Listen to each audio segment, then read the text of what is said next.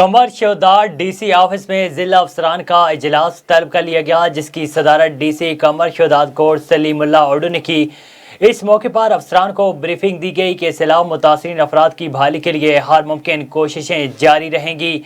जब तक वो अपने घरों में रिहाइश पजीर नहीं हो जाते, जब तक उनके गाँव से फ़ौरन पानी को वाहन से निकाला नहीं जाता और जिला भर के कट बंद करने के बारे में गुफ्तगू की गई। सलीमुल्लाह ओडू ने कहा कि हमल शाह, गोदड़ू और गाजी हाड़ू को भी क्लियर किया जाएगा, जबकि कुछ यूसुफ में मच्छरों के आज़ादी के बारे में शिकायत मौसूल हुई हैं, वहां पर जल्द ही मच्छर मार स्प्रे मुहिम चलाई जाएगी।